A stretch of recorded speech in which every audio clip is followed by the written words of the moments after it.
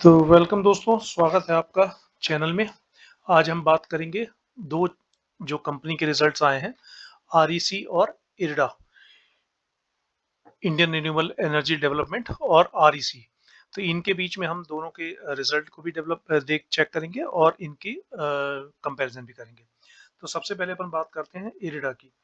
IRDA जो company है ये ministry of new renewable energy के अंतर्गत आती है और इसका जो काम है ये एनबीएफसी है जो कि आरबीआई से रजिस्टर्ड है, नवरत्न की श्रेणी में है।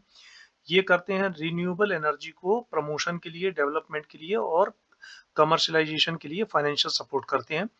इनका जो मेन फोकस है वो रिन्यूएबल एनर्जी पे है। तो ये लोन ही देंगे रिन्यूएबल एनर्जी, जैसे कि सोलर हो गई, थर्मल हो गई, विंड हो गई, एथेनॉल या बायोगैस से जो भी एनर्जी प्रोड्यूस होती है, तो उसको सपोर्ट करने के लिए इस इरडा की स्थापना हुई। भारत का जो लक्ष्य है अभी जो है 243 गीगावाट तक का हमने अभी प्राप्त किया हुआ लगभग, लेकिन 2030 तक का जो लक्ष्य है वो 500 गीगावाट तक फॉसिल फ्री एनर्जी को प्रोड्यूस करने का लक्ष्य है। तो फिर हम जब कंपनी की बात आती है तो इसका मार्केट कैप है 42,433 करोड़ के आसपास का, जिसका पी है 24.6, आरओई है 18, पेग रेशियो 0.63। इनके रेवेन्यू की बात करें तो क्वार्टरली रेवेन्यू की बात करें तो सेल्स जो है इरडा का ये सितंबर सेम लास्ट ईयर सितंबर में 1630 था, जो कि लास्ट क्वार्टर में 1947 हुआ और इस क्वार्टर में 2057 2057 सारे नंबर जो है करोड़ में है। 2057 करोड़ का इसका रेवेन्यू है, जो कि ईयर ऑन ईयर 26% की ग्रोथ है। पैट मार्जिन यदि देखेंगे तो पैट इनका जो कि लास्ट ईयर सितंबर में जो था 388 करोड़ का था, क्वार्टर वन में 247 और इस क्वार्टर टू में 549 है। तो quarter one to quarter two तो अच्छा ग्रोथ है और लास्ट ईयर Q2 से भी 50% की ग्रोथ है इसकी। ईपीएस की यदि बात करें तो ईपीएस इसका जो था लास्ट सितंबर 24 में जो था ₹1.44 था, लास्ट जून में जो था 0.88 पैसे था और अभी 1.95 पैसा है, जो कि ईयर ऑन ईयर 35% की ग्रोथ है। इनमें यदि लोन बुक की यदि बात करें तो इसका सितंबर 24 से सितंबर 25 में अपन कंपैरिजन करेंगे। लोन बुक जो सितंबर 24 में 17,807 नंबर सारे करोड़ में है, 860 17,860 करोड़ का था, वो अभी 33,148 करोड़ का लोन बुक है, जो कि 86% 86% की ग्रोथ है। डिसबर्समेंट जिसमें 15,043 करोड़ का अभी हो चुका है, जो कि लास्ट क्वार्टर में 9787 करोड़ का था, जिसमें लास्ट क्वार्टर से लास्ट Q2 25 से 54% की ग्रोथ है।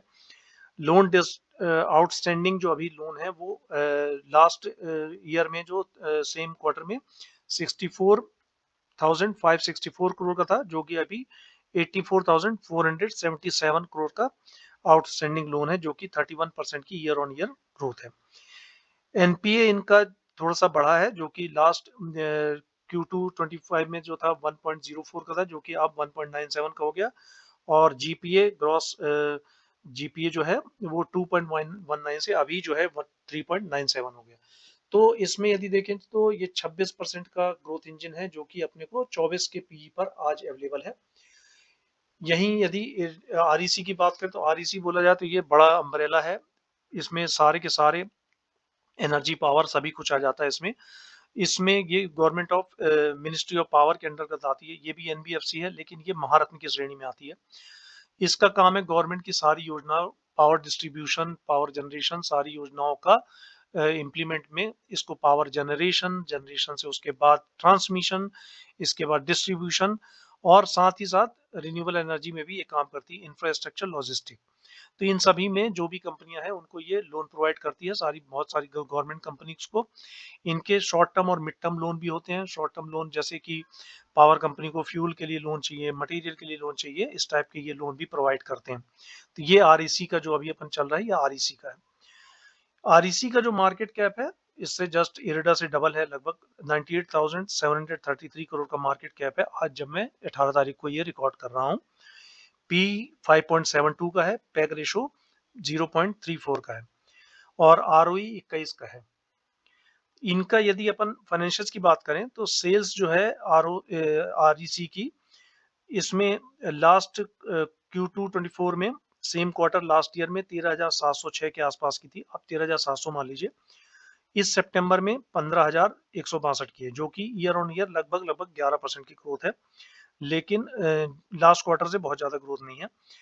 पैट मार्जिन जो है इसका लास्ट Q2 25 में जो था, सेम क्वार्टर में 4038 का था, जो कि अभी 4415 का हुआ है, लगभग 9% की ग्रोथ है। ईपीएस जो लास्ट ईयर सेम क्वार्टर में 15 रुपए 33 पैसे था, जो कि अब जाके 16.77 हुआ है।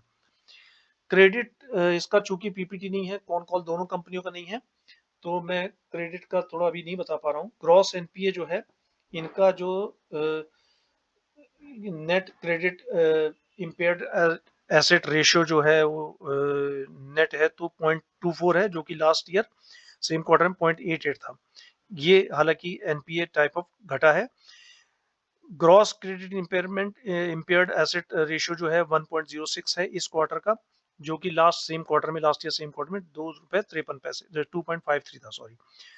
सीआरएआर जो है वो अभी 23.74 है, जो कि लास्ट क्वार्टर में 25.21 था। सीआरएआर इसका कम हुआ, ये अच्छी बात है, मतलब रिस्क जो लोन है वो कम हुए हैं, लेकिन रिस्क लोन से ही इनकम जनरेट होती है। तो ये था हमारा इरेडा और आरईसी का कंपैरिजन, और कंपनी क्या करती हैं इनके बारे में थोड़ा डिटेल। आप अपनी डिटेल भी आप ले सकते हैं इनकी साइट में, एनईसी की, और स्क्रीनर में बहुत जगह अवेलेबल है। ये मेरा बताने का मकसद, मैं कोई investment SEBI registered investment adviser नहीं हूँ, और ना ही मैं इस सारे वीडियो का मतलब इसको बाइंग और सेलिंग रिकमेंडेशन से है। ये सिर्फ जानकारी मात्र के लिए आपके लिए वीडियो है। कोई भी बाइंग या सेलिंग या होल्डिंग, जो भी फाइनेंशियल डिसीजन हो, वो अपना ड्यू डिलिजेंस के साथ आप लीजिए, और अपने फाइनेंशियल एडवाइजर से राय मशवरा करके लीजिए। Thank you. यूं ही आप बने रहिए, लाइक, सब्सक्राइब और